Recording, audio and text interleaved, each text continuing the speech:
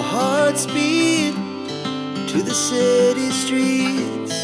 We began to feel the fire. Hello friends, আরও একটা নতুন ভিডিও তোমাদের সকলকে অনেক অনেক ওয়েলকাম। তো আজকে হলো আমার জীবনের সবথেকে স্পেশাল একটা দিন। তো কি সেটা তোমরা পুরো কন্টিনিউ ভিডিওটা দেখলেই বুঝতে পারবে। তো তোমরা সঙ্গে থেকো, কন্টিনিউ ভিডিওটা দেখো। তো আমার স্নান হয়ে গেছে, এরপর আমি একটু আলতা পরে নিলাম। আর এখানেও আমাদের চেয়ার টেবিল পাতা হচ্ছে দুপুরে খাওয়া দাওয়ার জন্য। তো এগুলো এখন করা হচ্ছে।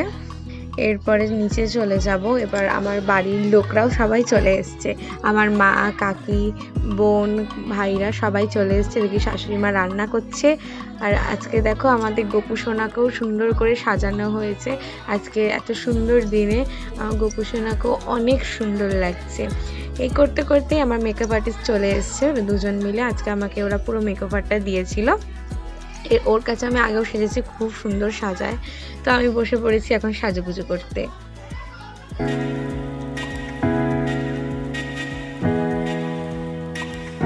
জাস্ট মুখের মেকআপটা করে নিচে চলে এসেছি। এখন একটা রিচুয়ালস আছে। আমাদের বাড়ির নিয়ম হলো লাল শালু পরে একটু খেতে হয় পঞ্চামৃত, তারপরে সেজে গুজে অন্ন দেওয়া হয়। চলো দেখো। আমার এখনও মেকআপ পুরোটা কমপ্লিট হয়নি, জাস্ট মুখের মেকআপটা হয়েছে। তো আমাদের একটা নির্দিষ্ট সময়ের ভিতরে এই রিচুয়ালসটা করতে হয়। এটা আমার শ্বশুরবাড়ির নিয়ম যে লাল শালু পরে দুধে আলতায় পা দিয়ে যেরকম আমি বাড়িতে প্রবেশ করেছিলাম বিয়ের সময়, ঠিক সেভাবেই দুধে আলতায় পা দিয়ে পঞ্চামৃত খেতে হয়, যেটা ব্রাহ্মণ খাওয়ায়। তো আরও অনেক রিচুয়ালস আছে, তো উনি সেগুলো করবেন। তো বাড়ির প্রত্যেকে এখানে আছে, মা, কাকিমা, জেঠিমা, সবার আশীর্বাদ নিয়ে, ব্রাহ্মণের আশীর্বাদ নিয়ে এই রিচুয়ালসগুলো হচ্ছে। তো প্রথমেই ব্রাহ্মণ আশীর্বাদ করবেন, তারপর কিছু পুজো আর্চার নিয়ম আছে সেগুলো উনি করবেন।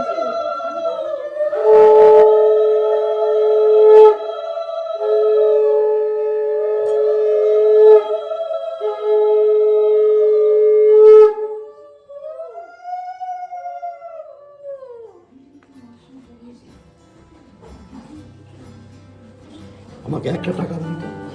1 টাকা? 1 টাকা।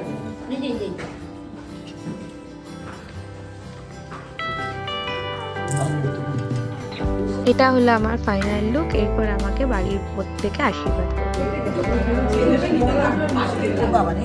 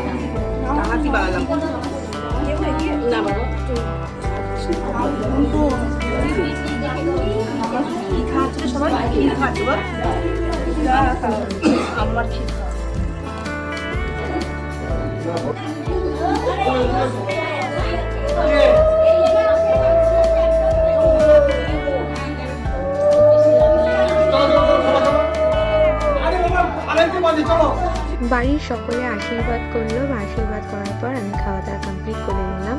আর আমাকে অত সুন্দরভাবে ডেকোরেশন করে সাজিয়ে দিয়েছিল আমার ননদরা আর বোন মিলে।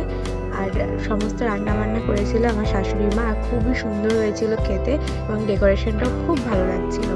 তো এরপর খাওয়া দাওয়ার পরে তো আমার শ্বশুরবাড়িতে একটা নিয়ম আছে, একদিকে প্রদীপ ঢাকা দেওয়া থাকবে, একদিকে নোড়া ঢাকা দেওয়া থাকবে।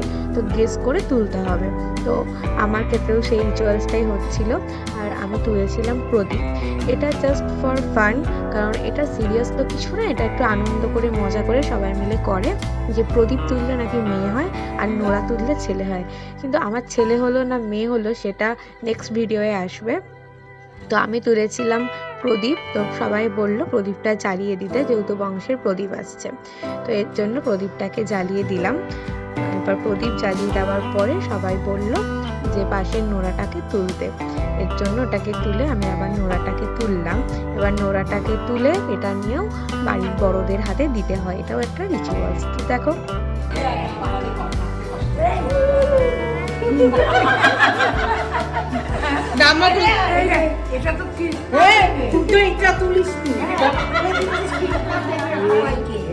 ঠাকুর ঘরের গামছা আমার হয়েছে গোপালের।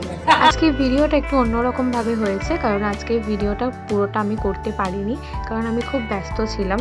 এর জন্য সবার কাছ থেকে অল্প অল্প ক্লিপ নিয়ে ভিডিওটা এডিট করেছি। তো একদম অবশেষে মনে পড়লো যে খাওয়া দাওয়ার কোনো ভিডিও নেওয়া হয়নি, তাই তখন একদম শেষ ব্যাচ, এটা বাড়ির লোকরা সবাই খেতে বসেছিল, তাদেরই একটা ক্লিপ নেওয়া হলো।